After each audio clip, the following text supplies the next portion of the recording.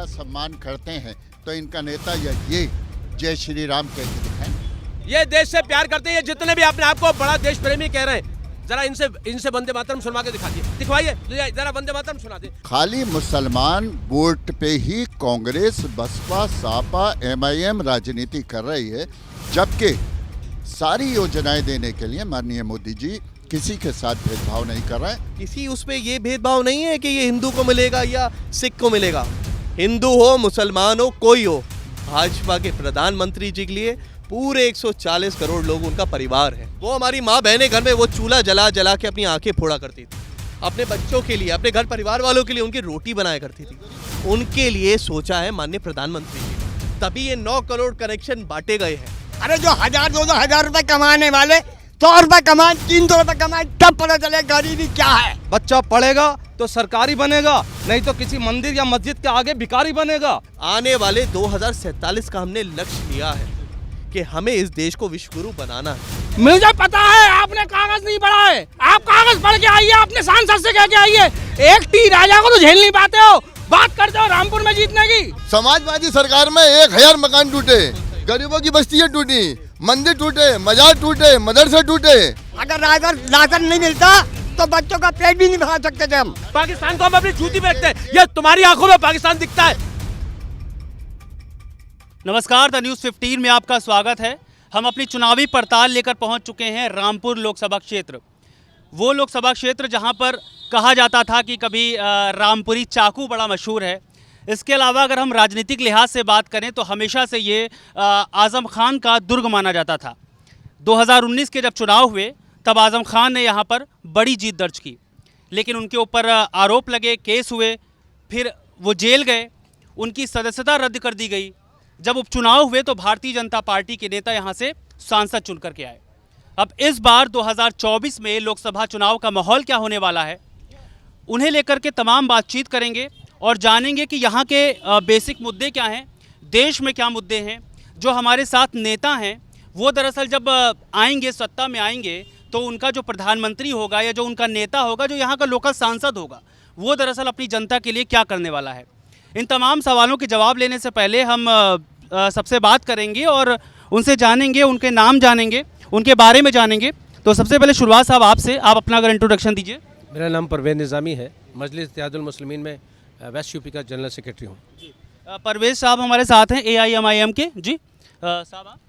मैं फरहत अली खान, अखिल भारतीय मुस्लिम महासंघ का राष्ट्रीय अध्यक्ष। जी फरहत साहब, आपका बहुत स्वागत है। अर्जुन रस्तोगी, जिला मीडिया प्रभारी हूँ भाजपा का, रामपुर जिले का। अर्जुन साहब आपका बहुत स्वागत है। निजाम पाशा, भाजपा का बूथ अध्यक्ष हूँ, रामपुर शहर विधानसभा से। निजाम साहब आपका बहुत स्वागत है। सर? कांग्रेस किसान जिला अध्यक्ष हाजी नादिश खान। जी कांग्रेस के भी हमारे साथ नेता हैं और इनसे अब बात होगी तमाम चीज़ों को लेकर के। सबसे पहले शुरुआत यहीं से कि जब 2019 के चुनाव हुए थे तो नरेंद्र मोदी जी ने कहा था कि मैं भी चौकीदार हूँ, और वो चौकीदार थे। इस बार उन्होंने कहा है कि सारा देश जो है 140 करोड़ जनता वो मेरा परिवार है। लेकिन ये परिवार कितने दिनों तक टिकता है, क्या चुनाव के बाद ये परिवार रहता है, नहीं रहता है, इन तमाम सवालों के जवाब हम लेंगे। सबसे पहले भाजपा से ही सवाल, रस्तोगी साहब, पिछली बार जब नरेंद्र मोदी जी ने ये बात कही थी कि मैं भी चौकीदार हूँ, लेकिन जब इलेक्शंस ख़त्म हो गए तो वो चौकीदार शब्द दरअसल हट गया, और अब इस बार कह रहे हैं कि पूरा देश मेरा परिवार है। तो अब ये जैसे पिछली बार चौकीदार शब्द कुछ दिनों के बाद हट गया था, ये परिवार शब्द कितने दिनों तक रहेगा? देखिए, परिवार तो है और बिल्कुल है। जैसे कि पिछले 10 साल में आपने देखा होगा, आप खुद बताइए, जो एक प्रधानमंत्री जी का विज़न था, सबसे पहले उन्होंने शौचालय पे काम करा। लोग उस बारे में बात भी नहीं करना चाहते और आज लोग भूल भी चुके होंगे। क्यों? क्योंकि हर घर शौचालय बन चुका है।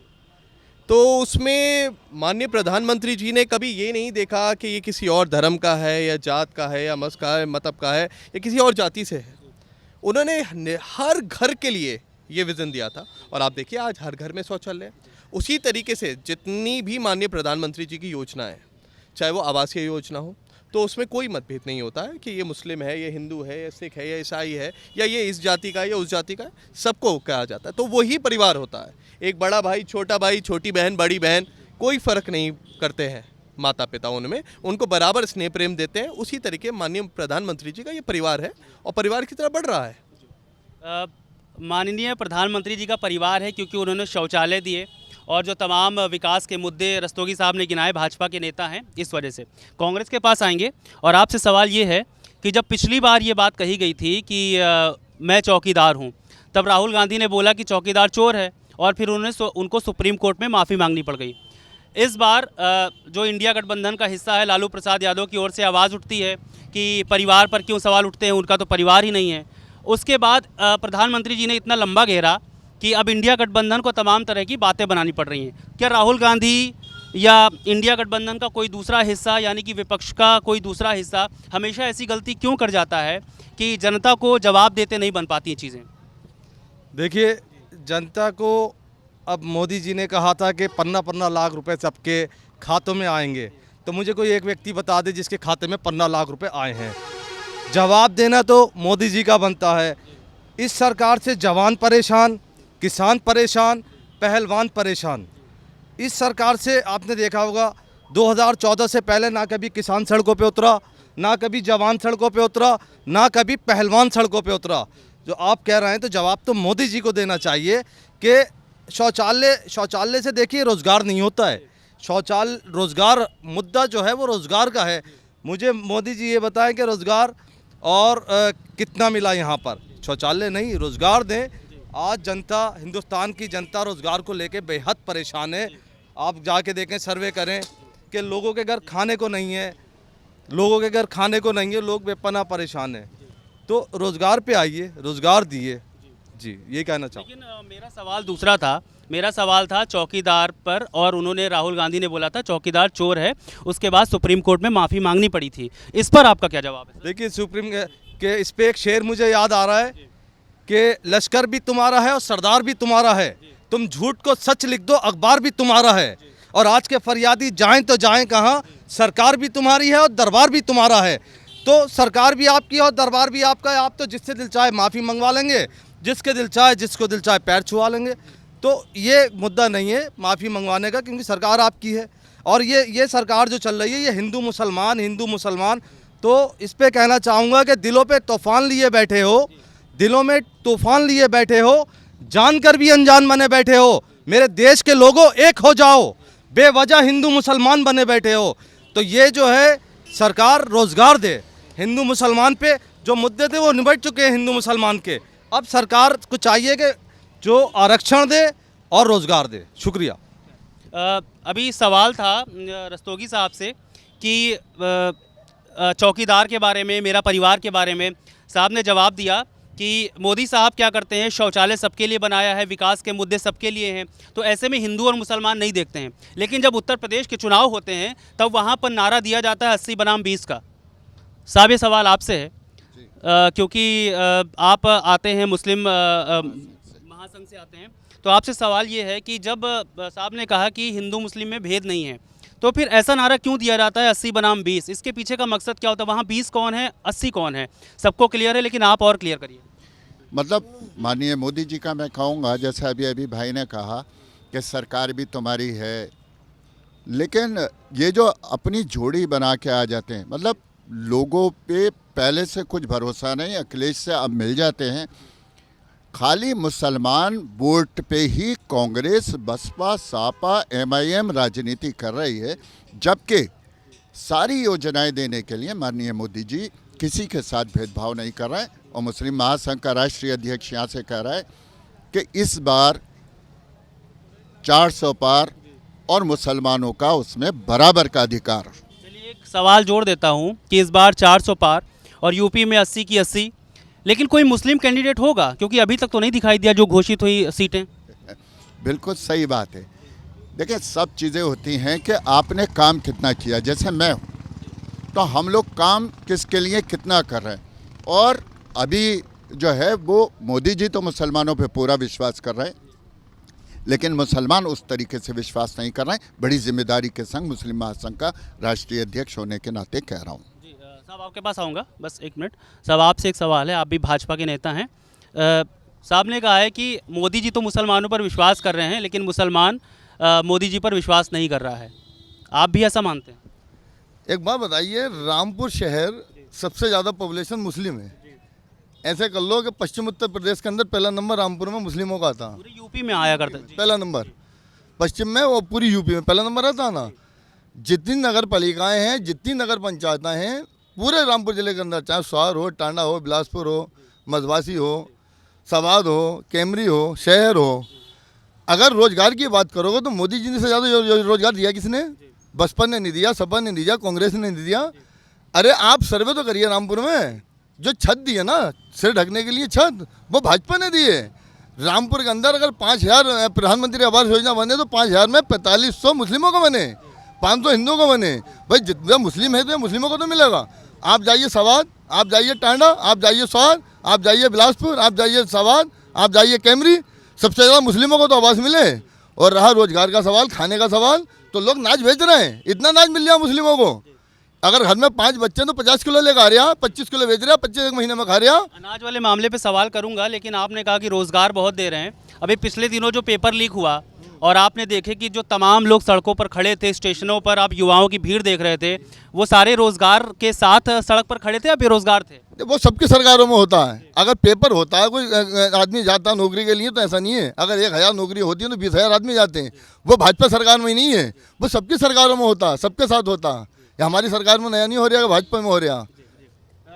साहब राशन की बात कर रहे हैं, कह रहे हैं कि हम राशन बांट रहे हैं लगातार और लोगों का पेट भर रहे हैं, मुसलमानों के सर पर छत भी आई है, और रोज़गार की बात भी उन्होंने कर दी कि जो अभी बच्चे यूपीपी का पेपर लीक हुआ और जो बच्चे बाहर खड़े थे वो सबकी सरकारों में दरअसल होता है। देखिए राशन की बात कर रहे हैं, क्या हमें 5 किलो भीख से हमारा अधिकार मिल गया? शिक्षा हमारा अधिकार है, आर्टिकल 21A में इसको अब मौलिक अधिकारों में डाला गया है। हाँ, हम ये बात कहते हैं कि आपने हमारी pre matric post matric scholarship ख़त्म कर दी, मौलाना आज़ाद फेलोशिप ख़त्म कर दी। जब हमारा बच्चा क्या आज भी प्याला है, कल भी दूसरी नस्ल भी प्याला लेगी? हम ये कहते हैं कितने 10 साल में बताइए रामपुर के अंदर कितने इंटर कॉलेज खुल गए, कितने यहाँ पे हेल्थ के अंदर। अभी आप देखिए यहाँ का कोई क्रिटिकल पेशेंट होगा जिसकी हेड इंजरी हो गई है, अस्पताल में क्या उसके वहाँ पे ट्रोमा एम्बुलेंस है और हैं तो डॉक्टर है वहाँ पे। देखिए टीवी पे सब चंगा दिखता है, लेकिन ज़मीन पर जाके देखिए, जिस शौचालय की आप बात कर रहे हैं, मैं आपको गांव में लेके चलता हूं, उस शौचालय में आप देखिए क्या हो रहा है, उसमें डंगर बने हुए। हालांकि वो आवाम का कसूर है, लेकिन असल चीज़ जो है इस देश में शिक्षा, स्वास्थ्य और जो इंसाफ, इस पर कितना काम किया है? शिक्षा, स्वास्थ्य और इंसाफ, इस पर कितना काम किया? रस्तोगी साहब कह रहे हैं कि स्वास्थ्य व्यवस्था अच्छी नहीं है रामपुर में, शिक्षा व्यवस्था पर सवाल उठा रहे हैं। किसी को अगर मेजर इंजरी हो जाती है तो रामपुर में वो कहाँ इलाज कराने जाएगा? बिल्कुल सारे सवालों का मैं जवाब दूंगा। पहले तो हमारे कांग्रेस के बंधुओं ने बड़ी शेर व शायरी में कहा, शेर उनके बड़े अच्छे लगे मुझे, लेकिन ये शायरी का विषय नहीं है, यहाँ पे तर्कों पे बात करनी चाहिए। किसानों की उन्होंने बात कही तो शायद उन्हें ये भी जानकारी नहीं है कि माननीय योगी जी की कैबिनेट ने नया फैसला लेने के बाद सिर्फ हमारे रामपुर जिले का 148 करोड़ रुपये का किसानों का नलकूप का बिल माफ़ कर दिया है। मैं आपके माध्यम से बताना चाहूँगा। साथ ही साथ एक नई घोषणा भी इन्हें बता देता हूँ, शायद इन्हें पता नहीं होगी। अब भविष्य में किसी भी नलकूप, जो भी नलकूप सरकारी लगे हैं, जिनका करीब करीब हमारे ज़िले में 150 करोड़ रुपए का बिल बनता था किसानों का, वो भविष्य में कभी नहीं उन्हें देना है, किसानों के लिए फ्री है।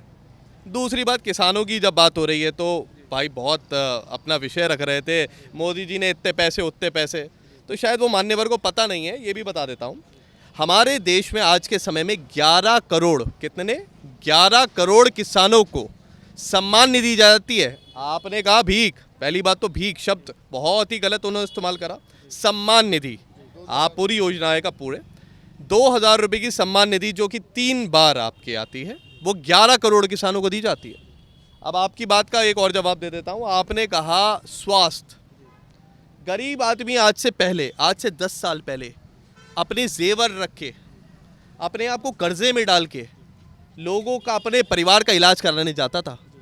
आज आपको जान के खुशी होगी 9 करोड़ 60 लाख, कितने 9 करोड़ 60 लाख आयुष्मान कार्ड अब तक बन चुके हैं। आपके माध्यम से बताना चाहूँगा, दिसंबर 2023 के हिसाब से 9 करोड़ 60 लाख आयुष्मान कार्ड, जिनका 5 लाख रुपए का मुफ्त बीमा मिलता है।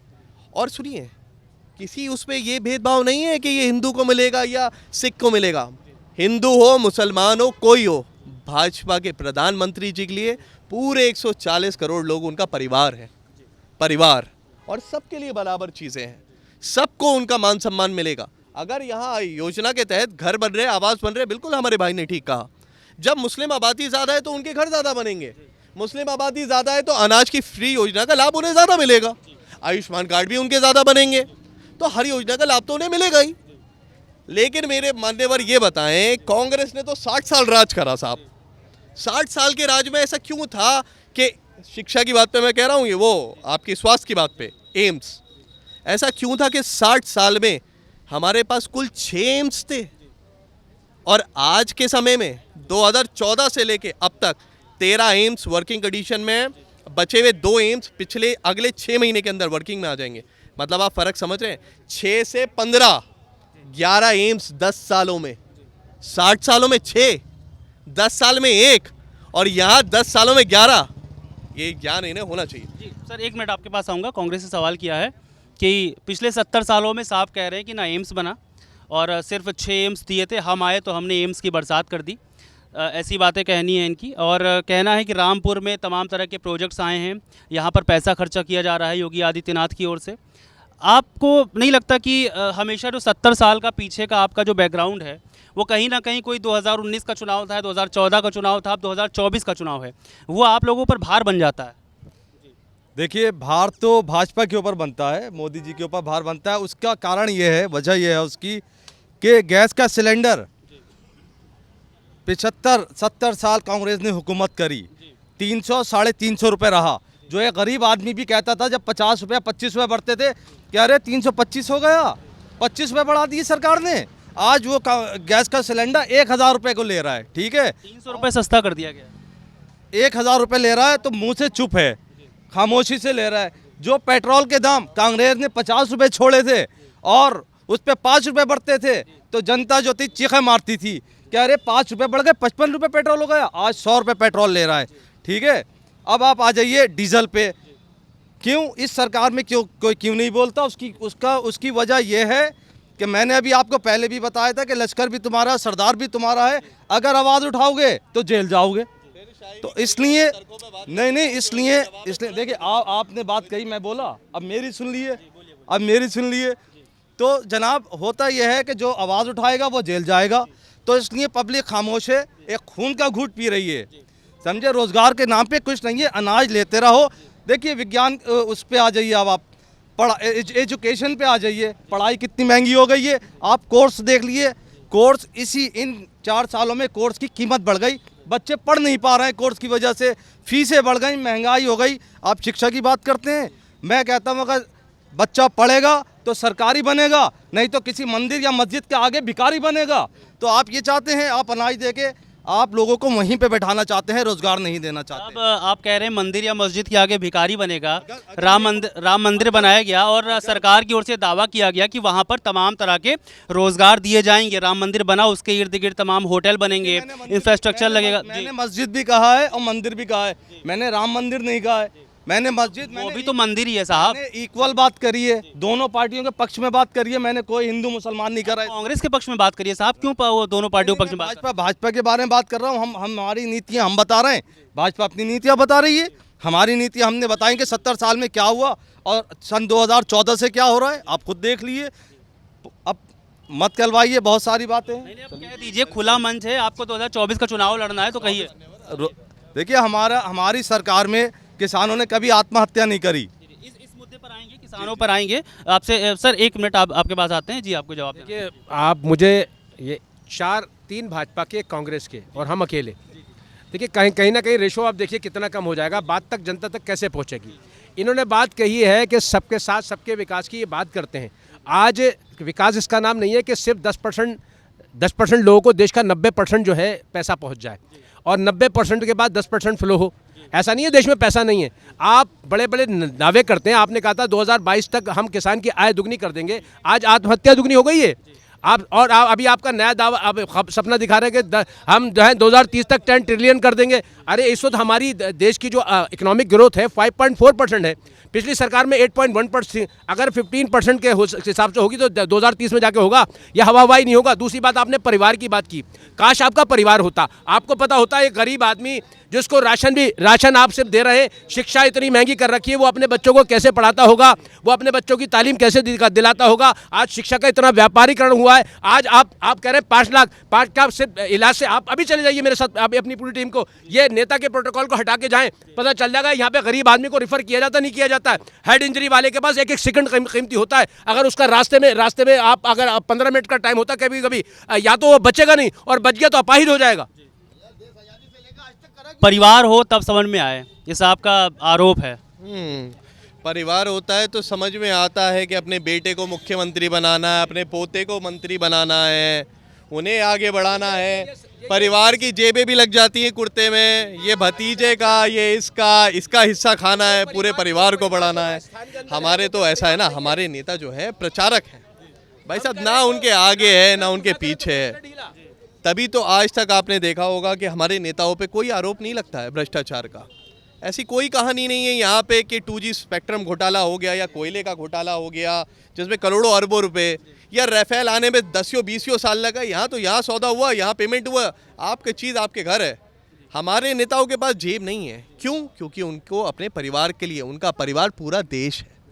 माननीय नरेंद्र मोदी जी सुबह 4 बजे उठते हैं और देश के लिए काम करते हैं, पूरे देश। आपने भ्रष्टाचार की बात की कि हमारे मंत्रियों पे, नेताओं पे भ्रष्टाचार का आरोप नहीं लगता, तो आपसे एक चीज़ ये जोड़ना चाहूँगा कि जिन पर लगता है आरोप, लेकिन आपकी पार्टी में जो रहते हैं उन पर नहीं लगता, जो दूसरी तरफ रहते हैं उन पर लगता है। और अगर दूसरी पार्टी से कोई आपके पास आता है तो फिर उस पर भी नहीं लगता। अब चाहे वो अजीत पवार हो जाएं या फिर कोई उत्तर प्रदेश का नेता हो जाए, तो आप इसका जवाब दे दीजिए कि आपकी पार्टी के पास ऐसा क्या है, तो मैं कुछ लोगों से और बात करूँ, आपके पास भेज दूँ उन्हें। मुझे आप ये बताइए, कोई भी जांच अगर किसी नेता की हो रही है, सारी स्वतंत्र है, ईडी खुद स्वतंत्र है, टी खुद स्वतंत्र है, इनकम टैक्स खुद स्वतंत्र है, जिस पे मुकदमा होता है उसकी जांच होती है, सारी चीज़ों की होती है, उसके बाद न्यायपालिका है। ये हम और आप नहीं होते इस चीज़ को करने वाले, तय करने वाले कि भाई ये नेता करप्टेड है या नहीं है। आप एक बात बताइए, लालू प्रसाद जी बाहर हैं, कोर्ट ने उन्हें दोषित करा। आज हमारे रामपुर के नेता गठबंधन हो गया है समाजवादी और कांग्रेस का, वो नेता जेल में है, कोर्ट में उनका ट्रायल चल रहा है। भाजपा ट्रायल नहीं कर रही है, कोर्ट उनका ट्रायल कर रही है। न्यायपालिका है हमारे देश में, और न्यायपालिका की बात सर्वमान्य होनी चाहिए मेरे हिसाब से। जब हमारे देश की न्यायपालिका है, अगर उसमें सजा उन्हें हो रही है तो आप भी मानिए कि वो करप्टेड है। आप एक लाइन में एक जवाब दे दीजिए, अजीत पवार आपकी पार्टी में आने से पहले दोषी थे या नहीं थे? अजीत पवार पे अगर केस चल रहा है तो वो अपने ट्रायल पे जाएंगे, इससे क्या मतलब है भाई। अजीत पवार पे अगर मुकदमा चल रहा है, और आप एक बात बताइए, अगर उनके दोष साबित नहीं होते हैं तब भी आप उन्हें दोषी कहेंगे क्या? नहीं, अब तो साबित नहीं होंगे, अब तो भाजपा में है, खैर वो तो हो ही नहीं सकता साहब। अब तो भाजपा में आ गए तो अब दोष साबित हो जाएंगे या नहीं? देखिए, ऐसा है कि अगर कोई लोग दोषी होते हैं, मैं इसी से बात आगे बढ़ा रहा हूँ, तो उस दोष की क्या होती है कि माननीय न्यायालय में जाता है, सरकार और कानून काम करती है। एक और उसकी माफ़ी होती है कि वो अपने गुनाहों की अगर तौबा कर लेता है सामूहिक रूप से, तो सरकार, कानून, समाज सब उसको माफ़ कर देता है।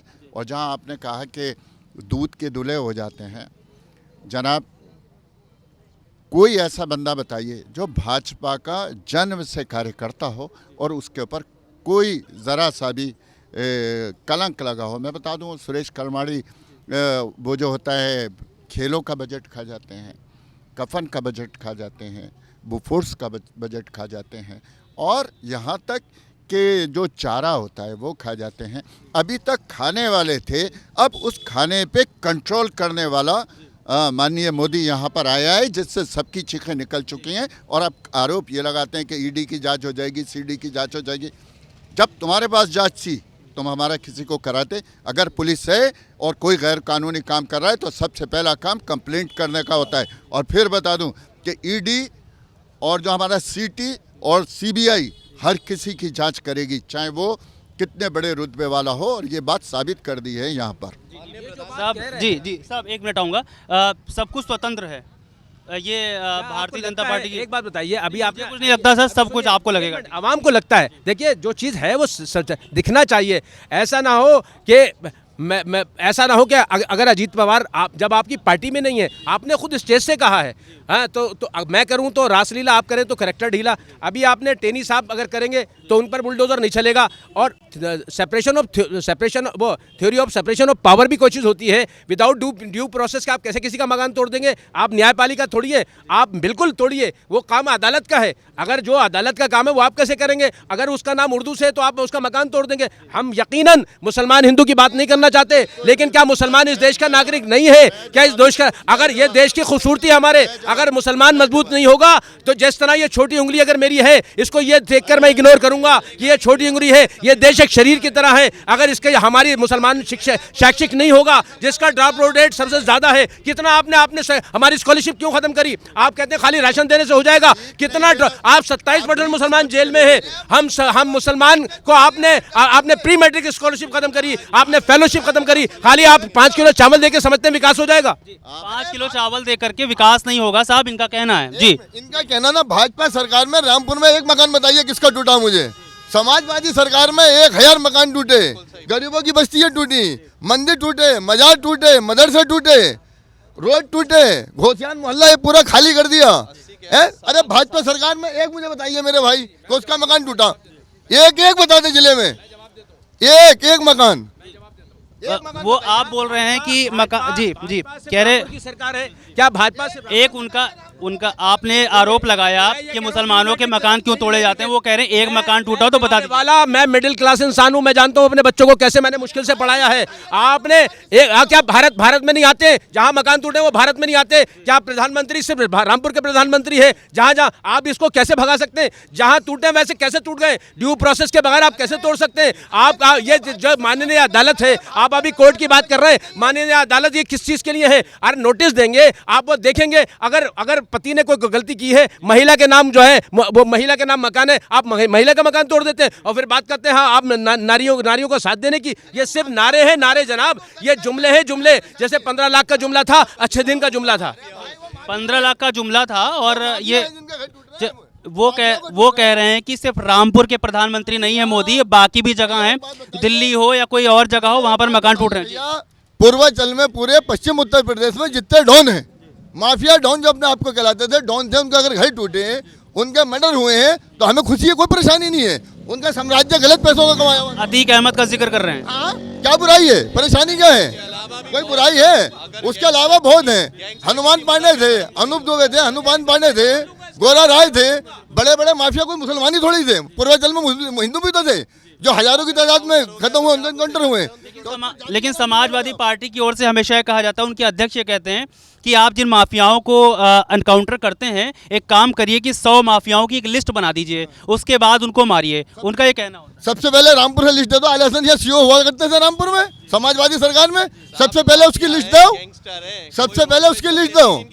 उनने 250 आदमियों को चरस में जेल लगा के भेज दिया फर्जी। 1200 को लॉकअप था जेल का, 1500 जेल में थे। साहब 1 मिनट आपके पास आऊंगा, बस एक जवाब आपसे चाहूंगा कि ये बोल रहे हैं कि माफियाओं, जी लॉ एंड ऑर्डर सुधरा है, ये लोग भी मानते हैं सर। अतीक साहब हो या अशरफ साहब हो, वो अपराधी थे, अभी वो अपराधी थे, अभियुक्त नहीं थे। ये काम अदालत का होता है कि वो अभियुक्त है, वो सजा देगी। अगर अतीक साहब को अदालत सजा देती तो हम कभी यहाँ पे ऑब्जेक्शन नहीं करते, क्योंकि इस देश का संविधान सर्वोपरि है। बिल्कुल। ये एक सेकंड उनका अतीक, एक सेकंड जुमले देखिए, ये कौन तय करता है कौन गुंडा है कौन नहीं है? क्या मैं तय कर सकता हूँ? क्या मैं तय कर सकता हूँ? क्या मैं क्या तय कर सकता हूँ? ये काम अदालत का होता है, ये काम अदालत का होता है या सरकार। अरे सेपरेशन ऑफ पावर क्या थ्योरी, क्या चीज है? आप संविधान उठाइए, आप संविधान को नहीं जानते। देश संविधान से चलेगा, रूल ऑफ गन से नहीं चलेगा। रूल ऑफ अतीक गुंडा और उसका साथ देने वाले माफियाओं का खात्मा तो उत्तर प्रदेश से हुआ है, इस बात को सभी को मानना पड़ेगा। जी जी जी जी। भाजपा सरकार में मस्जिद बन रही है, भाजपा सरकार में। ये भाई हमारे भाई मस्जिद मंदिर पर भी आएंगे, 1 मिनट रुक जाइए, आपसे उसको भी बात कर लेंगे। आपका नाम क्या हो साहब?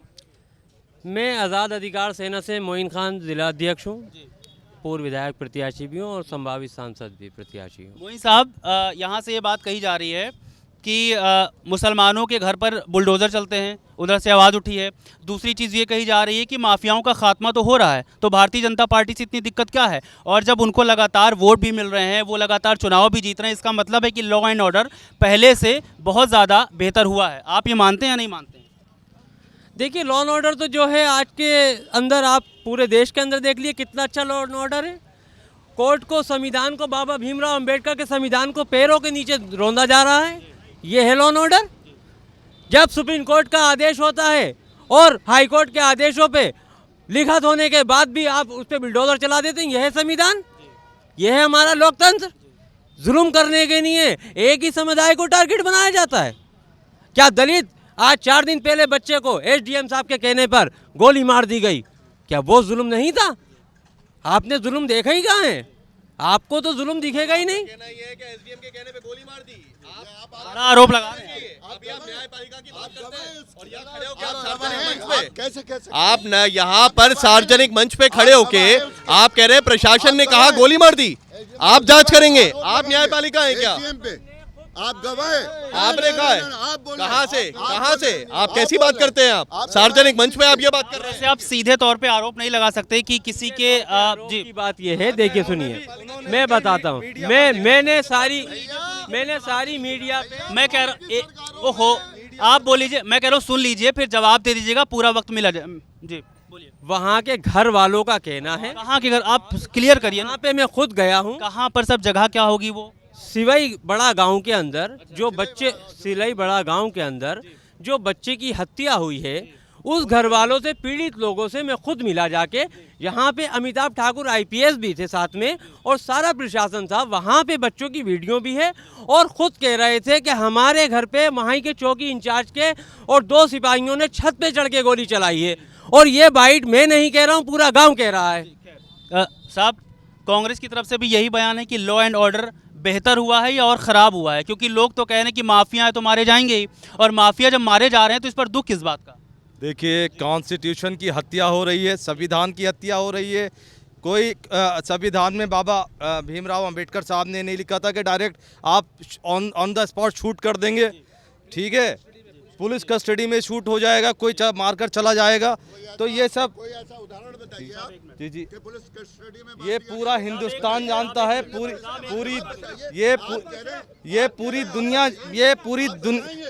दुनिया मैं आपका सवाल पूछ लेता हूँ सर, मैं उनका सवाल पूछ लेता हूँ। एक मिनट सर, एक मिनट।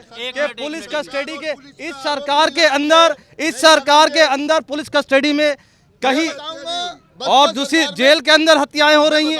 एक सेकंड सर, आप, ये सरकार आपकी है, भाजपा की है ना, बसपा की तो नहीं है। और आपको पता है कि अतीक अहमद और अशरफ को गोली मारी गई पुलिस कस्टडी में, इसकी जिम्मेदारी आप लेंगे या नहीं लेंगे? अरे क्यों लेंगे, क्या पता कितना मारी, उनकी दुश्मनी। तो एक सेकंड किस गैंगवार चल रही है भैया, वो अपराधी थे, उनकी गैंगवार चल रही है। कौन मार गया? कोई मार गया मुखालिफ?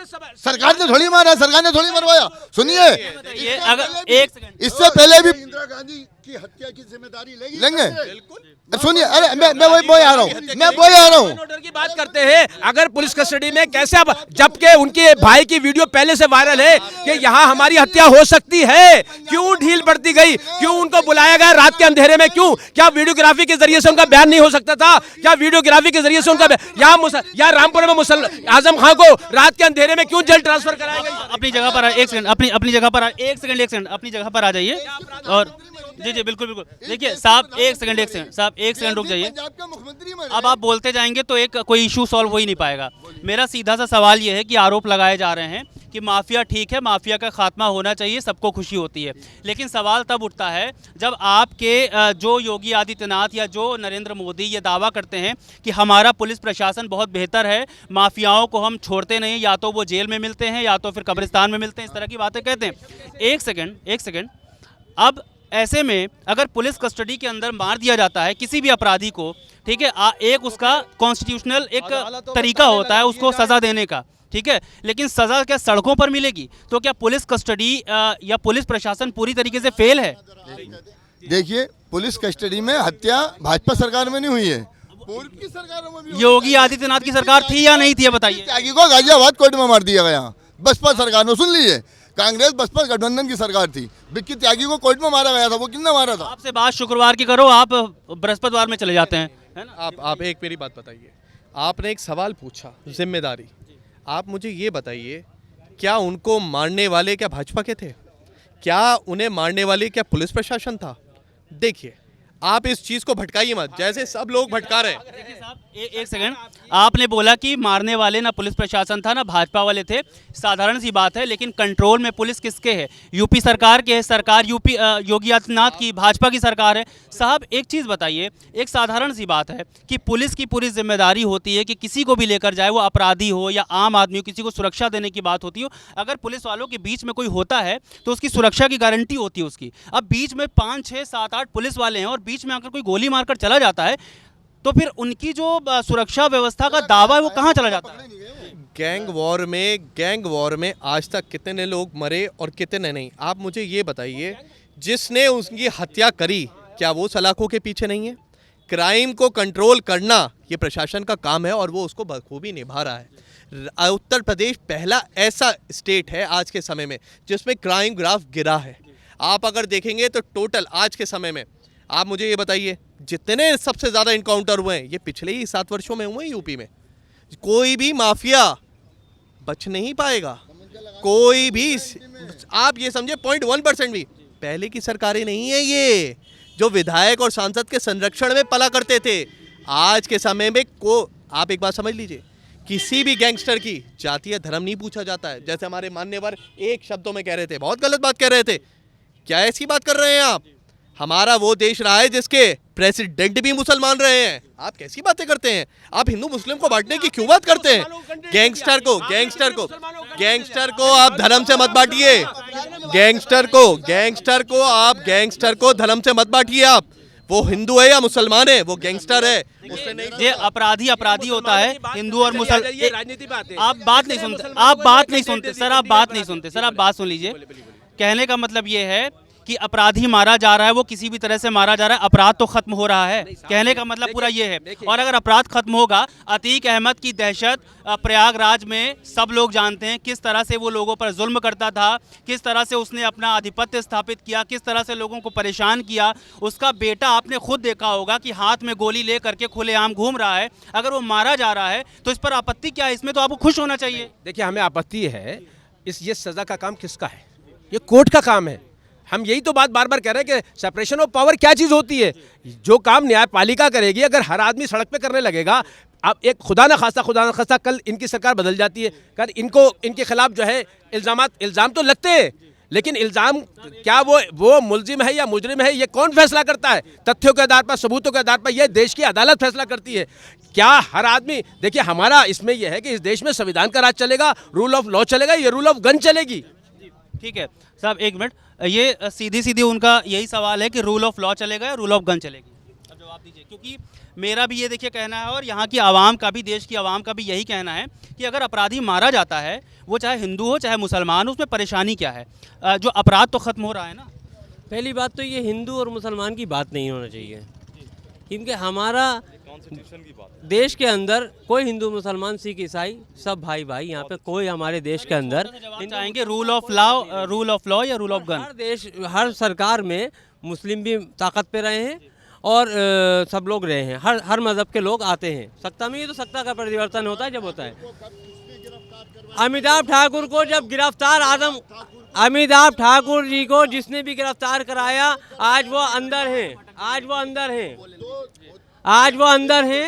मगर जब 70 साल मैंने जो इनसे सवाल पूछा था उसका जवाब नहीं मिल पाएगा अगर आप बोलेंगे तो। मैंने इनसे पूछा था रूल ऑफ लॉ या रूल ऑफ गन, क्योंकि उन्होंने बोला था कैसे चलेगा। जाहिर है संविधान चलेगा, लेकिन आप क्या मानते हैं? अगर रूल ऑफ लॉ से चलेगा तो ठीक है। मैं बाबा भीमराव अंबेडकर के संविधान को मानने वाला व्यक्ति हूँ। मैं किसी भी शूट करने वाले को कभी पसंद नहीं करता। संविधान को मानते तो जगह जगह गोलियां नहीं चलती। संविधान को मानते तो आज पीड़ित के घर वाले अभी तक उनको इंसाफ नहीं मिला है किसी के खिलाफ। अब मैं जानकारी देता हूं कि हमारे कमिश्नर साहब ने एक बयान जारी किया था कि एसडीएम साहब को और सबको सस्पेंड करा गया, जबकि सस्पेंड नहीं, उनको ट्रांसफर करा गया है। खैर, इसका एक जवाब दीजिए फिर थोड़ा सा। जी बोलिए। इन विषय में आप मान्यवर ने कह तो दिया, मैं वहाँ घूम आया, परिवार से मिलाया, लेकिन आपको शायद इनको ये ज्ञात नहीं है, जिस दिन से ये घटना हुई है निरंतर हमारे प्रशासन के अधिकारी हों, चाहे हमारे नेतागण हों, हमारे सांसद हों, विधायक हों, हमारे जिलाध्यक्ष हों, निरंतर वहाँ पे संपर्क में हैं। और उसी की वजह से आज तक पिछले इस एक हफ्ते के अंदर अंदर उनके परिवार में एक को सरकारी नौकरी की व्यवस्था करा दी गई है, उनको आर्थिक जो पेमेंट थी वो भी उनके खाते में कल ट्रांसफ़र हो गई है। मान्यवर ने शायद अखबार भी नहीं पढ़ा होगा, लेकिन बात कहना बहुत आसान है, लेकिन तथ्यों पे यहाँ पे कोई बात नहीं होगी। सिर्फ अपनी बात रखने से मतलब है, क्योंकि मान्यवर अखबार नहीं पढ़ते, मीडिया पे नहीं जाते, उन्हें यही नहीं पता समाज में हो क्या रहा है। उन्हें सिर्फ उस चीज़ से मतलब है कि जो समाज में अगर कोई भी चीज़ उन्हें 19 दिखे तो उसको चिल्ला चिल्ला के बोलिए, उसे मत देखिए जो ठीक हो रहा है। उनके परिवार की सारी चीज़ें करी गई, उनका जिस व्यक्ति घायल है उसको तुरंत रामपुर से मुरादाबाद रेफर कराया, उसके बेहतर इलाज के लिए सारी व्यवस्था प्रशासन करा रहा है। ये मैं आप खैर यहाँ पर अभी जी जी जी जी जी सबका साथ, सबका विकास, सबका विश्वास मोदी जी का नारा ना, वो विकास अगर ये सोच ले भाई, हमारे मंदिर भी बन रही है, मस्जिद भी बन रही है, इस भाजपा सरकार में इतनी आलीशान मस्जिद बन रही है, क्या हिंदुस्तान में? चलिए मंदिर मस्जिद की बात आई है तो मंदिर मस्जिद की बात आई है तो उसी पर बात कर लेते हैं। संसद में खड़े होकर के असदुद्दीन ओवैसी ये बात बोलते हैं कि वहाँ पर अयोध्या में बाबरी मस्जिद थी, है और रहेगी, हम आने वाली नस्लों को भी ये बात बोलते रहेंगे। जबकि सवाल ये है कि जब सुप्रीम कोर्ट ने फैसला दे दिया कि वहाँ पर बाबरी मस्जिद नहीं थी, राम मंदिर था, और उसका एक सुप्रीम कोर्ट ने ये नहीं कहा कि वहाँ मस्जिद नहीं थी, सुप्रीम कोर्ट का फैसला है माय डियर। आप अगर रुक जाइए, आपकी पूरी बात सुन लेंगे, वरना सर आपकी आधी बात हो जाएगी, ठीक है। सुप्रीम कोर्ट के फैसले के बाद राम मंदिर वहाँ पर बना और भगवान राम की प्राण प्रतिष्ठा की गई। असदुद्दीन ओवैसी ने उसके बाद ये क्यों कहा, ये सवाल खड़ा होता है कि वहाँ पर बाबरी मस्जिद थी, है और रहेगी, क्योंकि इस तरह की बातें जब सुप्रीम कोर्ट के फैसले के खिलाफ हम जाते हैं तो फिर इस तरह की बातें जो है वो सांप्रदायिक सौहार्द को बिगाड़ने का काम करती हैं। सर AIMIM के नेता हैं हमारे साथ, उनसे ही ये सवाल करेंगे कि उन्होंने ये बात क्यों कही और ये बात कितनी जायज़ है। उस फैसले का हवाला दिया था जहां स्पीकर साहब को उन्होंने खुद कहा था कि मैं आपको रॉन्ग साबित कर दूंगा। सुप्रीम कोर्ट ने ये बात मानी है, ASI की रिपोर्ट गलत थी, यहाँ कोई तथ्य नहीं मिलता कि यहाँ मंदिर तोड़कर मस्जिद बना है। वो आस्था के एतबार से हमने फिर भी सब्र किया सुप्रीम कोर्ट के, चलो अब देश में शिक्षा की बात होगी, अब देश में स्वास्थ्य की बात होगी, अब देश में इंसाफ की बात होगी, लेकिन फिर एक नया मंदिर आता है तो सौहार्द बिगाड़ कौन रहा है, ताना बाना बिगाड़ कौन रहा है? अब ना मंदिर के ना शिवालय की बात हो, लोग भूखे, अब निवाले की बात हो। खैर निवाले की बात हो और मंदिर और जब मस्जिद पर बात करो तो शायरी से थोड़ा सा मुद्दा इधर ले आया जाता है। खैर आप इस बात पर क्या कहेंगे, क्योंकि असदुद्दीन ओवैसी ने जो बात कही खड़े होकर के, वो बाबरी मस्जिद को शहीद बताते हैं अभी भी, जबकि दूसरा पक्ष कहता है वो तो एक विवादित ढांचा था। देखें ऐसा है कि इतिहास गलत पढ़ाया गया मुसलमानों को और उसके उदाहरण बिल्कुल गलत दिए गए। मैं एक बात कह दूं, यहाँ का, इस हिंदुस्तान का मुसलमान खमाखाई में मोदी जी से परेशान है। जब सऊदी का मुसलमान, अबू धाबी का सुल्तान मोदी जी के स्वागत में मंदिर बनवा देता है तो तुम भी बड़ा दिल दिखाओ। जो हमारे कब्ज़े में उस वक्त मंदिर तोड़ के मस्जिदें बनी थी, अगर हम अपनी खुशी से वो मस्जिदें हिंदू पक्ष को दे दें तो यही भाईचारा होता है, यही इंसानियत होती है, यही जिम्मेदारी से बात करें, इसलिए मैं ये कहना चाहूँगा जिस भी मस्जिद और मंदिर की बात करें उसका नाम ज़रूर लें। जी, मैं जैसे ज्ञानवापी मस्जिद, हमने बात की थी अयोध्या की मस्जिद पर और अयोध्या के मंदिर पर, उस पर जवाब दीजिए। जी जी, अयोध्या में ये एक इतिहास है कि वहाँ पर मंदिर तोड़कर, मंदिर के खंडरों पर, मंदिर की बुनियाद पर, ये इतिहास कह रहा है, मैं नहीं कह रहा हूँ, वहाँ पर मस्जिद का निर्माण कराया गया था। उस वक्त के ताकतवर शहंशाह ने, वो ये सोचता था कि हमने इस्लामिक हुकूमत कायम कर दी, अब यहाँ पर हिंदू कभी बढ़ेगा ही नहीं। लेकिन वक्त बदला और इतिहास बदला और आज वहाँ पर जहाँ मंदिर था वहाँ मंदिर है और जहाँ मस्जिद बनने की थी वहाँ पर मस्जिद भी बन रही है। देखिए 1991 में प्लेसेस ऑफ वर्शिप एक्ट बना, 1991 में प्लेसेस ऑफ वर्शिप एक्ट बना था। उसमें ये कहा था बाबरी मस्जिद को छोड़कर अब जितने भी हमारे जो पूजा के स्थल हैं, चाहे मंदिर है या मस्जिद है, गुरुद्वारा है, उनकी एज इट इज स्थिति रहेगी। लेकिन अब ज्ञानवापी की ये बात करने लगे। अरे भाई, देश की जनता परेशान है, उसके बच्चे पढ़ नहीं पा रहे हैं, उसे नौजवान को रोजगार नहीं मिल पा रहा है। कितने मेरी डिग्री 3 लाइन में आती है, मेरी तरह न जाने कितने नौजवान खड़े होंगे जिनकी डिग्री 3 लाइन में आती है। आपने 2 करोड़ का आप थोड़ा सा 5 किलो चावल देकर, भीख देकर उसको जो है उसको भटका रहे हैं। अरे आपने क्या दिया है? भीख और मांग रहे हैं। इन्होंने दिया क्या है? भाजपा को आज तक जो मांग रहे हैं कोस रही है, जिसे दिया उसको मांगे ना। एक सेकंड उन साहब ने इतिहास, साहब एक सेकंड, उन साहब ने इतिहास बताया, बोला कि मुसलमानों को गलत इतिहास पढ़ाया गया है। अगर आप इतिहास को सही कर सकते हैं तो प्लीज़ कर दीजिए। देखिए इतिहास जो लिखा हुआ है वो तो लिखा ही रहेगा। 70 साल वाले को नहीं घोष रहे हैं। 70 साल वालों उन्होंने ये कहा है कि इतिहास लिखा सही है, पढ़ाया गलत गया है। किसने गलत पढ़ाया? ये सब इनसे हम क्या पूछें? शायद कि इनको ज़्यादा जानकारी होगी कि इनको इतिहास पढ़ाने वाले जिन्होंने 70 साल हुकूमत करी वो इतिहास गलत पढ़ते थे। जिन्होंने बादशाहतें नवाबियतें करी वो गलत पढ़ते थे। शायद माशाल्लाह हमारे भाई ज़्यादा काबिलियत में है इसलिए इतिहास को गलत कह दिया। सच्चाई कुछ नहीं है। आप एक मिनट मैं जवाब देता हूँ। ये यहाँ पे बात आप इनकाउंटर की क्यों कर रहे हैं? यहाँ पे बात सारी आप यहाँ के शहर के स्वास्थ्य की बात क्यों नहीं करते? आप लोगों ने बात का आलम क्या है? आप स्वास्थ्य की बात करेंगे, शहर का स्वास्थ्य क्या है? एक सेकंड हम बात वही करने आए हैं, ठीक है, लेकिन जब मुद्दे छिड़ जाते हैं तो उस पर एक सेकंड उस पर जवाब दे दीजिए, फिर हम आपसे यहाँ के विकास के बारे में भी बात कर लेंगे। बात से भटकिए मत, देखिए बात दे दीजिए, जवाब दे दीजिए, चीजें क्लियर हो जाएंगी, ठीक है। आपका काम सबसे पहले विकास का पूछिए, स्वास्थ्य का पूछिए, कितने डॉक्टरों के लिए मैं लगा चुका हूँ। अब आप देर कर दिया आपने आने पर, शुरुआत वहीं से हुई थी, विकास पर और काम पर हुई थी। डॉक्टर होना चाहिए, जो आज कोई एक्सीडेंट हो जाए तो इंशाल्लाह 7 लाख से रामपुर के अंदर जीत के दिखाऊंगा, ये भी वादा है। बहुत बढ़िया। खैर मेरा आपसे सवाल ये है कि आरोप चाहे असदुद्दीन जी की पार्टी की ओर से लगे चाहे भाजपा की ओर से लगे, लेकिन ठीकरा आप पे फूट जाता है। कोई भी बात होती है कि पिछले 70 सालों वालों पे आरोप नहीं लगाया जाता है, आप हर जगह आकर के फंस जाते हैं। नहीं, हम कहाँ फंसते हैं? 70 साल से तो पूरे हिंदुस्तान की आवाम खुश थी। अब जैसे भाई ने कहा शेर व शायरी में, तो क्या कैसे कहूँ मैं इनसे? फिर शेर व शायरी में कहूँगा, इस सरकार ने सिर्फ हिंदू और मुसलमान पे राजनीति करी है कि चुप रहूँगा, देखिए हाँ, चुप रहूँगा तो गैरत मार डालेगी और सच कहूँगा तो हुकूमत मार डालेगी। और मिलजुल के रहना है हम सब हिंदू मुसलमान भाइयों को, वरना लड़वा कर ये सियासत मार डालेगी। ये बहुत बड़ी बात है कि अगर सच कहूँगा तो हुकूमत मार डालेगी। क्या वाकई में ऐसा माहौल है? देखिए ये मेरे भाई जो हैं, छोटे भाई हैं, चश्मा लगाए खड़े, आईना सामने आएगा तो सच बोलेगा, आईना सामने आएगा तो सच बोलेगा। आप चश्मे लगा के या वैसी जो चेहरा है बदलते, वो बदलते रहिए। आईना सच बोलेगा जब सामने आएगा। आईना सच बोले। खैर मैं शेर सुना दूं, मैं इनको, इन भाजपा वालों को और शेर सुना रहा हूँ। सच ही जब कहानी लगे तब तो गूंगा ही ज्ञानी लगे। भाई साहब, सच ही जब कहानी लगे जब गूंगा ही ज्ञानी लगे। खैर देखिए, मैं शेर व शायरी तो करता नहीं हूँ, मैं तो भाई भाजपा की रीति नीति से चलता हूँ और मानकों से बात करता हूँ, और जो भी मैंने कहे होंगे तथ्यों पे बिल्कुल एक्यूरेट फिगरों के साथ आपसे बात करी होगी। एक काम करते, सच के बारे में तो मैं सिर्फ इतना कहूँगा, हम तो जब से पैदा हुए, जब से जानते आ रहे हैं, सच एक ऐसी चीज़ है जो कभी नहीं छुपता, और ये सच अब इन्हें समझ लेना चाहिए। 60 साल की इनकी सच्चाई पब्लिक के सामने है, तभी 10 सालों से मोदी जी प्रधानमंत्री हैं और तीसरी बार फिर प्रधानमंत्री बनने जा रहे हैं।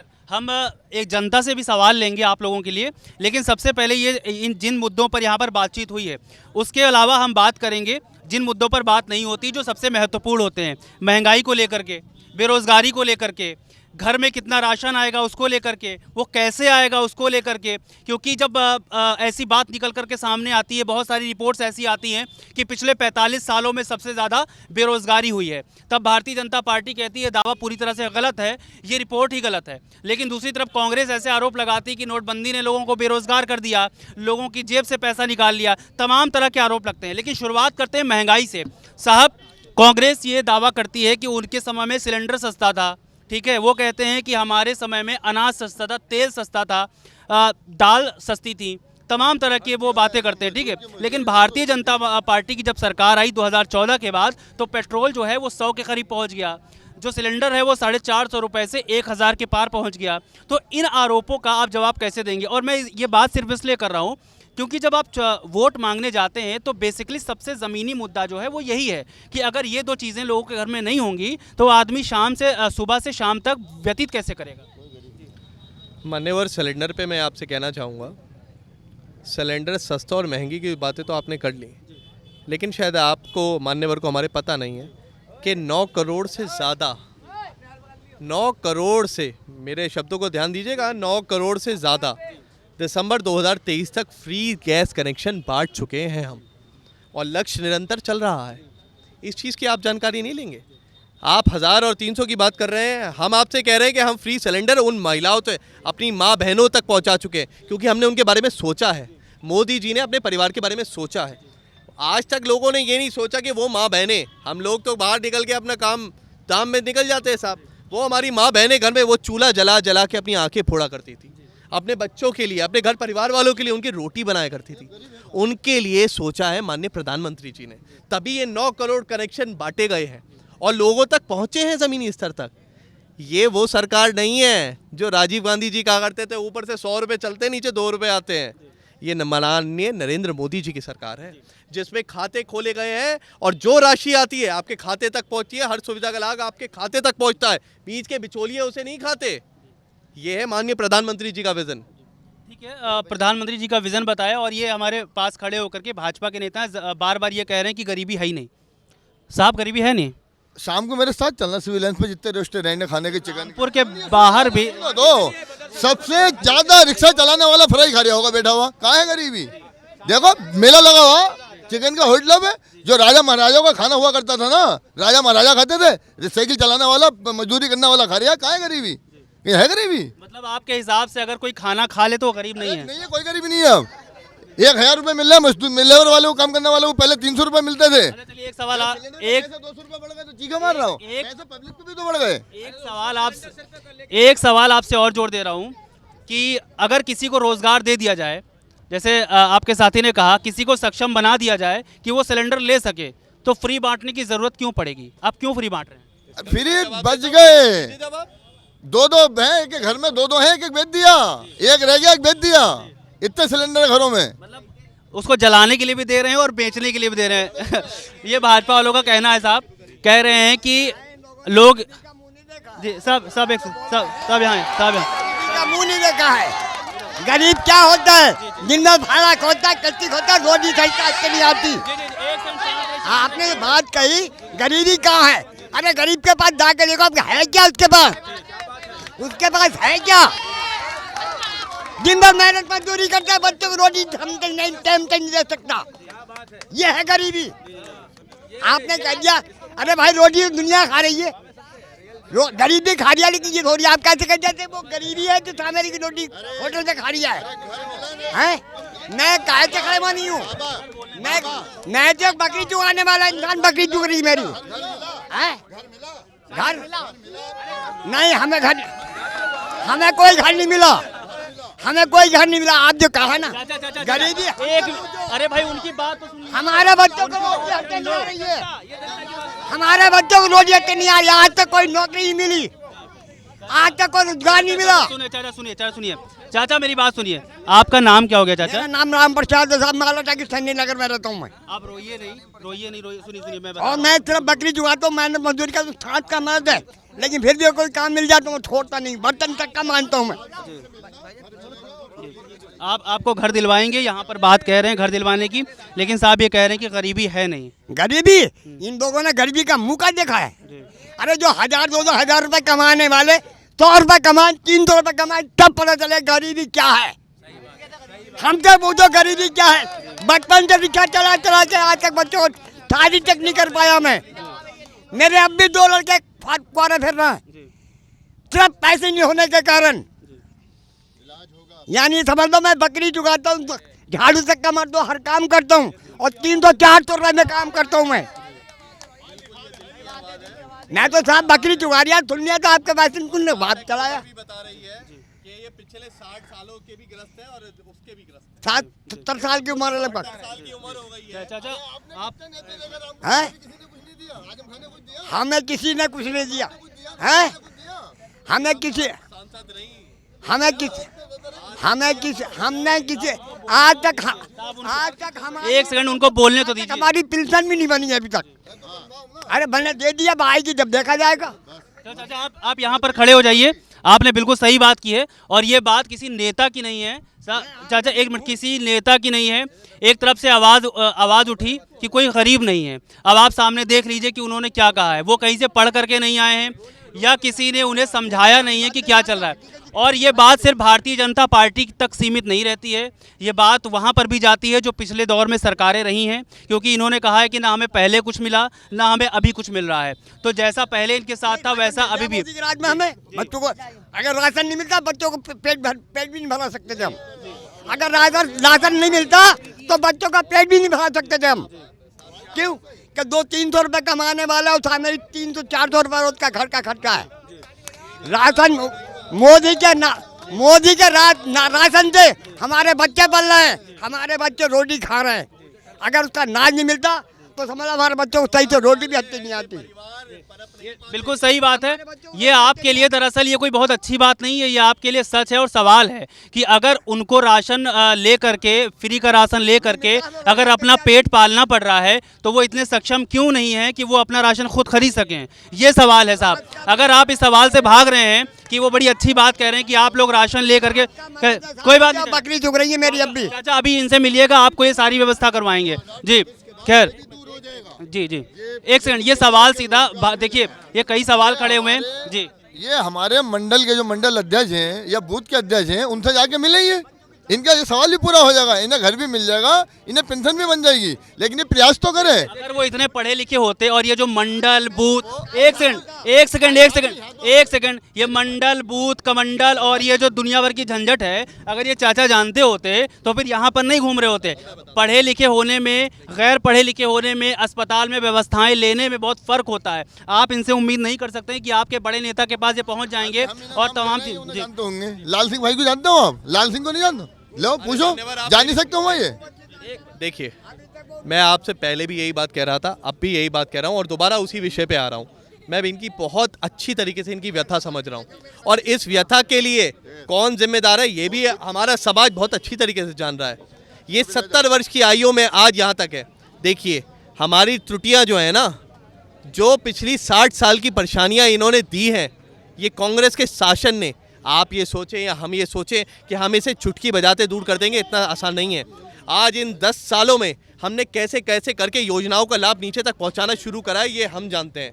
आज हम उसे स्वरोजगारी बनाने के लिए कितनी योजनाएं चला रहे हैं और कितनी कोशिश करके उन तक उसका लाभ पहुंचे, ये हम प्रयास कर रहे हैं, ये निरंतर प्रयास कर रहे हैं। इसीलिए हम चाहते हैं कि आने वाले 2047, शायद आपने माननीय प्रधानमंत्री जी का उद्बोधन नहीं सुना, आने वाले 2047 का हमने लक्ष्य लिया है कि हमें इस देश को विश्व गुरु बनाना है और यहाँ की सारी समस्याओं का हम उस चीज़ का निस्तारण करना है। इसीलिए हम ये योजनाएं चला रहे हैं। देखिए, कोई भी योजना एक दिन में 140 करोड़ को नहीं छू सकती।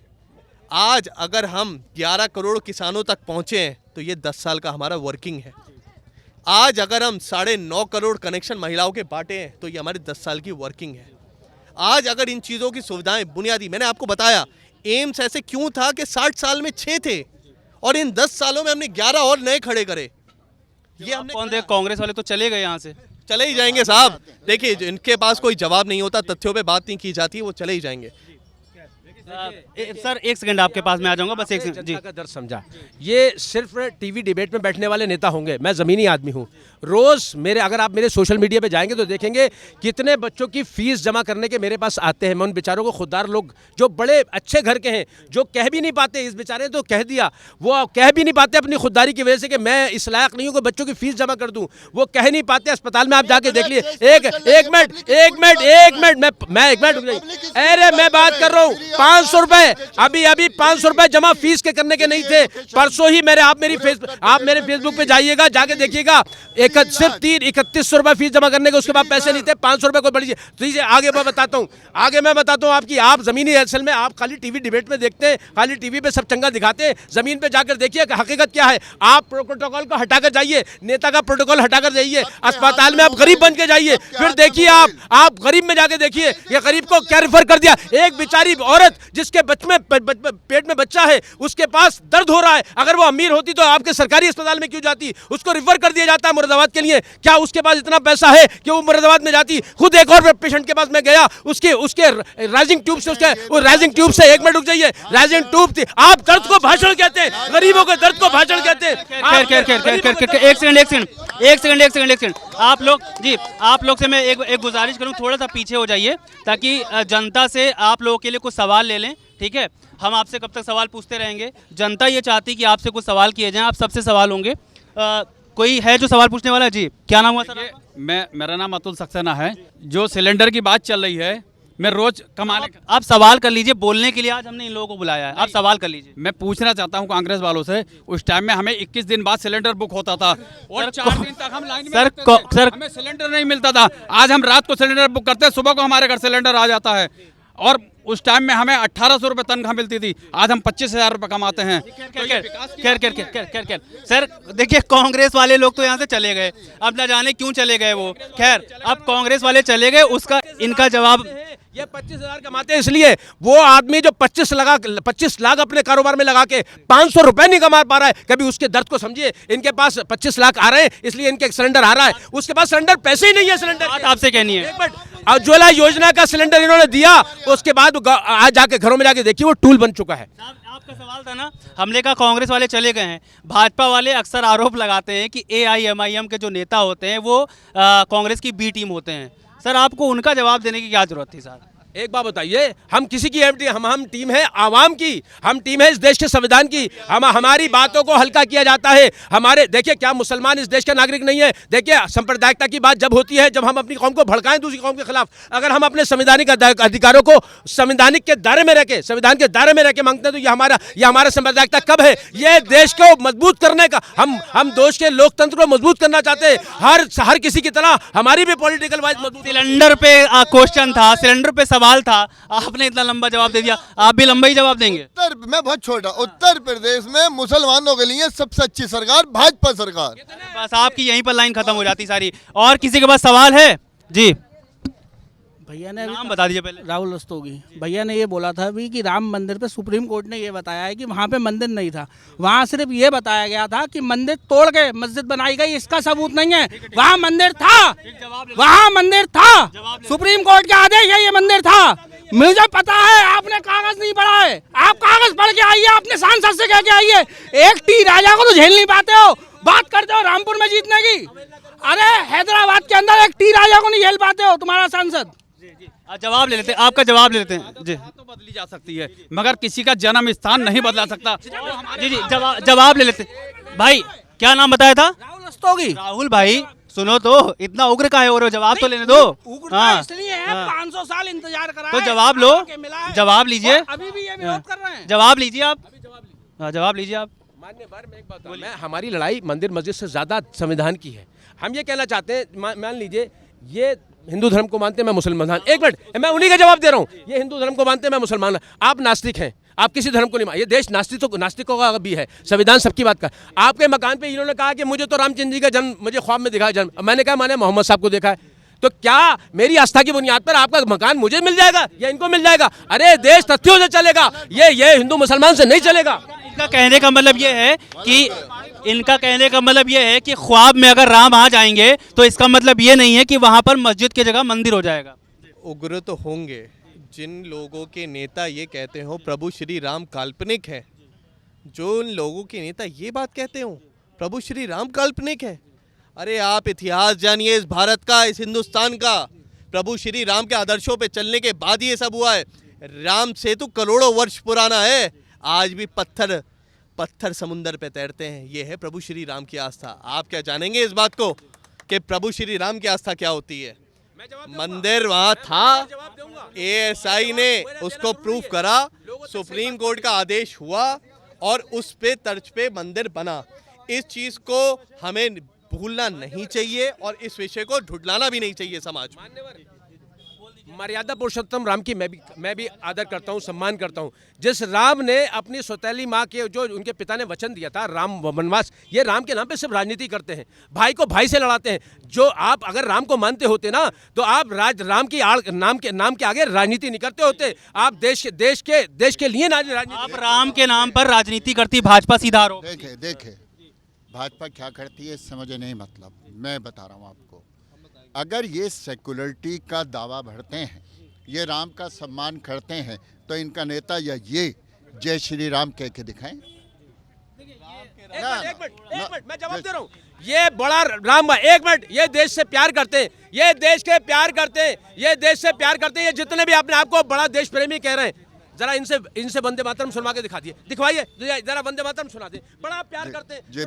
जी बिल्कुल मैं वंदे मातरम सुनाऊंगा। अगर वंदे मातरम एक सेकंड, यहाँ पर अगर आप चैलेंज दे रहे हैं तो आपको एक्सेप्ट भी करना पड़ेगा कि अगर ये वंदे मातरम ये कह देंगे तो जो आप बोल रहे हैं वो इन्हें बोलना पड़ेगा। 5 कल में सुना देंगे, मैं इनका बैग बन जाऊंगा। कल में मुसलमान बनते हैं टोपी रख के।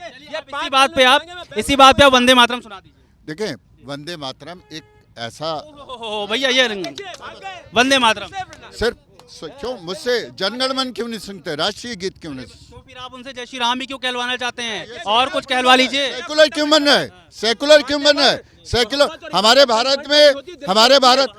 भारत में सब चीज लेंगे भी, ये कहेंगे भारत माता की जय नहीं बोलूंगा, चाहे गर्दन पे छुरी रख दो, सब कुछ। अरे कुछ नहीं बोलते हैं। पॉइंट पर नहीं होती मोहब्बत और इबादत, गन पॉइंट पर नहीं होती, दिल से होती है। खैर ये सांप्रदायिक चीजें और ये चैलेंज देना मैंने सिर्फ इसलिए बोला था क्योंकि आप लोग इन लोगों की भाषा समझ रहे हैं। वो उनसे कह रहे हैं कि आप जय श्री राम बोल दीजिए, भारत माता की जय बोल दीजिए, वो इनसे कह रहे हैं वंदे मातरम सुना दीजिए। एक सेकंड, अपनी देशभक्ति का सर्टिफिकेट देने के लिए किसी को कुछ बोलने की जरूरत नहीं है। अगर इस देश में आदमी रहता है तो वो खुद इस देश का नागरिक है और पूरा गर्व है उसको इंडियन होने पर, है या नहीं सबको? लेकिन है या नहीं इंडियन होने? गर्व है, लेकिन ये बिल्कुल इंडियन होने पर गर्व है। जब गर्व है तो कुछ भी कहलवाने की जरूरत नहीं है साहब। सर एक सेकंड सर, आप तो उधर बात कर लेते हैं, बीच में छोड़ देते हैं। देखिए, मुद्दा भटकाने से कुछ नहीं होता है। प्रभु श्री राम का नाम लिया है और उनकी राजनीति करने की आपने हमसे बात कही है। राजनीति हमने उनके नाम पे करी नहीं, हमने तारीख नहीं, हमने वो मंदिर वहाँ बना के दिखाया है। ये जनता को पूरी तरीके से पता है।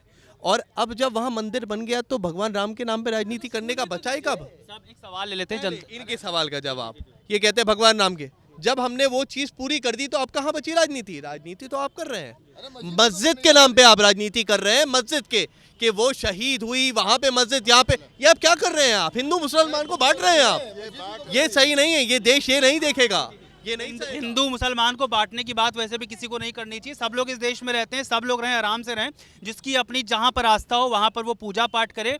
किसी को किसी के खिलाफ आवाज़ उठाने का कोई अधिकार नहीं है, ना संविधान में लिखा है, ना मानविक अधिकार है। खैर जनता से और सवाल लेंगे। साहब कोई सवाल करना चाहते हैं? जहाँ मजहब की बात आती है, जहाँ प्रभु श्री राम की बात आती है, तो ये अलग खड़े हुए दिखाई देते हैं। साथ में तो खड़े, कहाँ अलग खड़े? साथ में तो खड़े हैं। ऐसे साथ में खड़े, हमारे विचार मिलना चाहिए, हमारे विचार मिलना चाहिए। देखिए साहब, आप अब मत बोलिए कि बोल के दिखाएं, वरना आप भी वंदे मातरम। सर एक सेकंड सर, आपके पास आ जाएंगे। जनता इनकी बात तो पूरी हो जाने दीजिए। साथ में खड़ा होना एक सट के खड़े होने से मतलब नहीं है, हमें विचारों के साथ खड़े होना चाहिए। अब हम रह तो इंडिया में रहे हैं, लेकिन पाकिस्तान के नारे लगा रहे हैं। ये कैसा इंडियन होना है? ये कैसा? मैं क्लियर कर लूं। अपनी जूती पे रखते हैं पाकिस्तान को, हम अपनी जूती पे रखते हैं। ये तुम्हारी आंखों में पाकिस्तान दिखता है, हमारी आंखों में अगर तुम हमारे आओ, चलो देश की सेना पे वहाँ पे चलो, वहाँ पे चलो। किसी का कद को कम करना, किसी का कद को बढ़ा देना हमें आता नहीं, ना मोहतरम को मोहतरम करना। चलो मिलकर वतन पे जान दे रहे हैं, बड़ा आसान है बंद कर मेरे बंदे मातरम कहना। खैर देखिए, आपका अगर कोई सवाल है तो पूछ लीजिए। बोलने के लिए ये सारे लोग खड़े हैं, आपका जवाब देने के लिए खड़े हैं।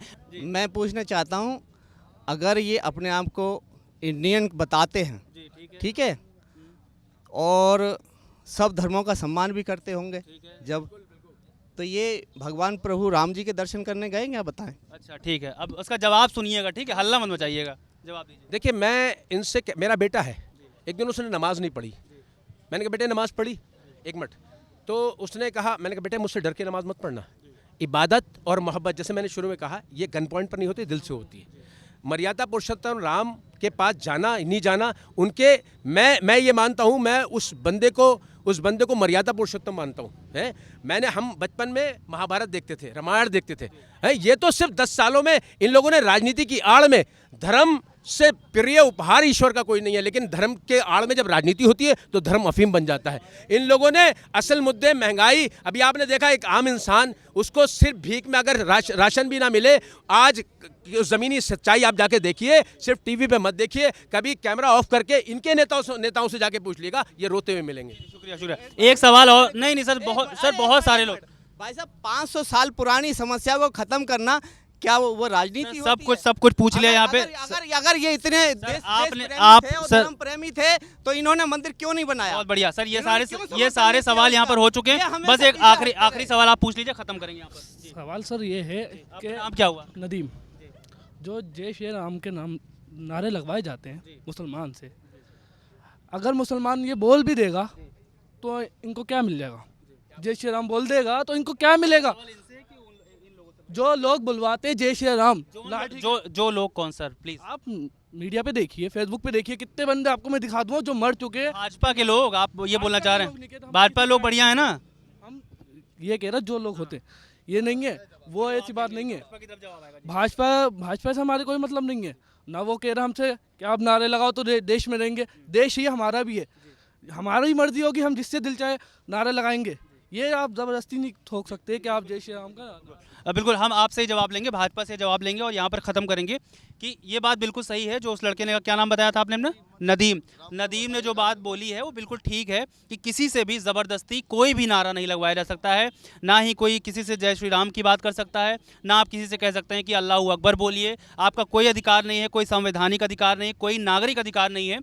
ऐसे में इसको कैसे रोका जाएगा? वो उसकी बात कितनी सही है कि भाई क्यों किसी से नारा लगवाया जा रहा है? कोई नदीम बहुत अच्छा लड़का है, युवा है हमारे देश का, और मैं नदीम को बहुत अच्छा इसने सवाल करा, लेकिन आपने इसके सवाल में एक चीज़ ढूंढी, ये वो बात नहीं बता पाए कहाँ पर।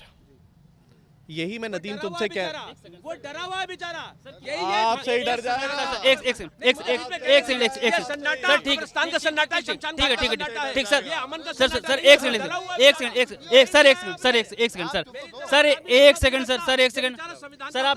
सर आप बोलते रहे सर। देखिए, अगर इतने सारे लोग यहाँ पर खड़े हुए हैं और वो खड़ा होकर के सवाल ओहो, ठीक है भाई, एक सेकंड, अब सब लोग बढ़िया, देखो क्या होने वाला है। हमें कांग्रेस ने करा है, इनसे ज्यादा बर्बाद हमें कांग्रेस ने किया है।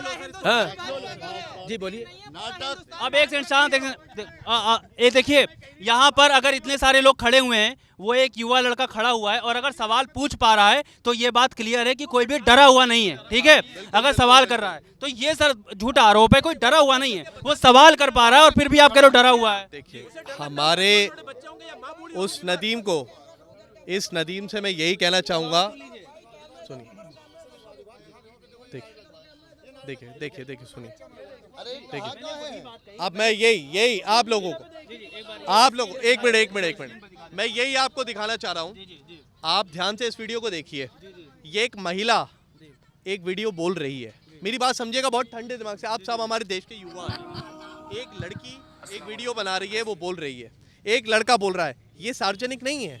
नदीम, आप मुझसे सवाल कर रहे हो, ये सार्वजनिक है। मैं आपको जवाब दे रहा हूँ, ये सार्वजनिक है। मैं यहाँ तुम्हारे साथ बदतमीजी करूँ, ये 100 लोग गवाह होंगे, लेकिन मेरी बात समझ, आज के समय में हमारे देश को तोड़ने के लिए ऐसी ताकतें लगी हुई हैं जो कि आपको बरगलाना चाहेंगे। ऐसे ही वीडियो, ऐसे ही मैसेज और वायरल चीज़ों के माध्यम से हमें ऐसे वो नहीं करना है। सुनो मेरी बात, रामपुर का एक इतिहास है नदीम। यहाँ पे हिंदू मुस्लिम आज भी बहुत प्यार से और बहुत प्यार मोहब्बत सम्मान से रहता आया है। कभी किसी ने इसमें की चीज़ें नहीं हुई। ये चीज़ जो आई है, ये चीज़ें गलत है, ये वायरल करने वाली चीज़ें हैं, गलत ऑडियो। आप उसको पहले परखिए, मेरी बात मानिए। अच्छा कि ये कौन फेक फैला रही है, मैं मानता हूँ कि ये फेक है, ठीक है, पर उसको सरकार का काम है ना ये देश। एक बार यार उनकी बात का भी जवाब दे दो, क्या तुम डरे हुए हो? नहीं डरे तो किससे के? एक मिनट, नदीम, तुम सुनो। अरे क्या जरूरत, नहीं बोलना है, नहीं, कोई तुमसे जोर नहीं कर रहा है। आप मुझे बताओ नदीम, आप रामपुर में कितनी साल से रह रहे हो? बचपन से। आपके सबसे संपर्क होंगे हिंदू, मुसलमान, सिख, ईसाई है? क्या कभी तुमसे किसी ने तुमसे जोर जबरदस्ती की? एक मिनट, नहीं करी ना? तो इन वीडियो पे भी यकीन मत करो, अपने दाएं बाएं देखो, तुम्हारे अपने लोग तुम्हारे साथ हैं, हिंदू भी, मुसलमान भी, सिख भी, ईसाई में। हम यहाँ बड़े प्यार और चमन, बहुत सुकून शांति से रहते हैं, कोई किसी से जोर जबरदस्ती नहीं कर रहा है। ये चीज़ें जो वायरल होती हैं, ये हमारे दिल में जहर बनने के लिए, हमारे आपसी रिश्ते खराब करने के लिए, ये नहीं होने देना है। यही वो लोग हैं जिन्होंने 60 साल राज करा है यहाँ पर और हमारे लोगों को कभी कुछ नहीं दिया मेरे दोस्त। और अब जो समय चल रहा है, सबको बराबर हिस्सा मिल रहा है, सबको साथ लेके चलने की बात हो रही है, इसीलिए उन लोगों के पेट में दर्द है कि सब लोग साथ क्यों आ रहे हैं। नदीम, ये वही भाजपा है जिसने नगर पालिका में लड़ने के लिए डॉक्टर तनवीर को मौका दिया। ये वही भाजपा है जिसने अपने गठबंधन में शफीक अहमद अंसारी को विधायक बनाया। ये वो भाजपा नहीं है कि एक ही परिवार का बच्चा ही आगे बढ़ेगा, उसी को ही सब कुछ मिलेगा। एक लाजवाब, बस 2 लाइनों में सर, सिर्फ 2 लाइनों में। ऐसा सवाल हमेशा छोटा होता है, जवाब छोटा नहीं होता। ये अतिल, देखिए ऐसा है, लेकिन अभी कोशिश करिए कि 2 लाइनों में दीजिए जवाब, यही तो क्रिएटिविटी है सर नेताओं की। कोशिश करता हूँ। देखिए मेरे दोस्त, हम भी प्यार चाहते हैं, हमारी खुदा की कसम किसी हमारे हिंदू भाई से लड़ाई नहीं है। आप देखिएगा, मैं कोई बड़ी बात नहीं कह रहा हूँ, अगर मैं अपने जीवन में अब तक 57 बार ब्लड दे चुका हूँ, मुझे नहीं मालूम मैं वो जिसको मैं ब्लड देता हूँ उसका धर्म क्या है, समझे। हमारे भाई हिंदू भाई भी मुझे ब्लड देते हैं। हम ये कहना चाहते हैं, देश में अगर संविधान का राज रहेगा तो न्याय होगा, तो अमन आएगा। अगर किसी के ये कट्टरता नहीं चलेगी, ये मुझसे इन्होंने क्यों, सवाल कहाँ से आया था कि ये जय श्री राम कह के दिखाएं। मैंने क्या कहा, प्यार और इबादत गन पॉइंट पर नहीं होती। मेरा जवाब गलत था। बात यहाँ है, बात यह है कुछ शांतियाँ कब्रिस्तान की हैं। हाँ देखिए, यहाँ पर सबके अपने अपने दावे हैं, लेकिन यहाँ पर ऐसी तमाम बातें उठी कि कोई किसी से डर रहा है, कोई किसी से नहीं डर रहा है। आप मेरे सामने देख सकते हैं 2-3 लोग खड़े हैं। ये नदीम है जिन्होंने अभी सवाल किया था, ये टोपी लगा कर खड़े हैं। ये है, ये चंदन लगा करके खड़े हैं, और इनके पास भी चंदन लगा करके खड़े हैं। तो अगर टीका लगा करके और टोपी पहन के एक साथ आदमी खड़ा हुआ है तो ये सौहार्द की ही तो बात है। ये कोई ये रामपुर है और रामपुर में सांप्रदायिक सौहार्द है। और दूसरी तरफ अगर कोई ऐसा बोलता है कि जय श्री राम के नारे लगाओ, या भारत माता की जय के नारे लगाओ, या कोई ये कह रहा है कि अल्लाहू अकबर बोल के दिखाओ, वंदे मातरम कह करके दिखाओ, तो अगर हम भारत के अंदर रहते हैं, एक सवाल है कि अगर कोई अपने पिता से प्यार करता है तो क्या ज़रूरी है कि उसका नाम वो माथे पर लगवा कर चले? ज़रूरी नहीं है, वो प्यार करता है। तो ऐसे ही अगर भारत के अंदर कोई रहता है तो वो भारतीय है और भारत से प्यार करता है, इसमें कोई दो राय नहीं होनी चाहिए। अब ये नेता जितने हमारे साथ, जिन लोगों ने अभी बातचीत की, ये बातें तो अच्छी अच्छी कह रहे हैं कि भारतीय जनता पार्टी का नेता ये बोल रहा है कि सांप्रदायिक सौहार्द हमने पिछली सरकारों से ज़्यादा बनाया, जितना हिंदुओं को मिल रहा है उतना ही मुसलमानों को मिल रहा है। जो AIMIM के नेता हैं वो कह रहे हैं कि नहीं, हमें स्कूल चाहिए, कॉलेज चाहिए, स्वास्थ्य चाहिए, इस तरह की तमाम बातें कर रहे हैं। जो कांग्रेस के नेता थे वो तो बीच में ही चले गए, पता नहीं क्यों चले गए, कुछ नहीं पता, लेकिन चले गए। खैर, अब उनकी वो अपनी मर्जी होगी, उनका विज़न क्या होगा आप देख सकते हैं। लेकिन जो यहाँ पर बातें चल रही थी वो कितनी धरातल पर उतरती हैं, ये बड़ा सवाल होगा। और बाकी रही डरने की बात, तो सारे साथ में खड़े हैं, यहाँ पर डर कोई नहीं रहा है। अगर डरने वाली बात रहे तो ये बिल्कुल निराधार बात है। फिलहाल रामपुर लोकसभा क्षेत्र से रविशंकर के साथ गोविंद मंडल।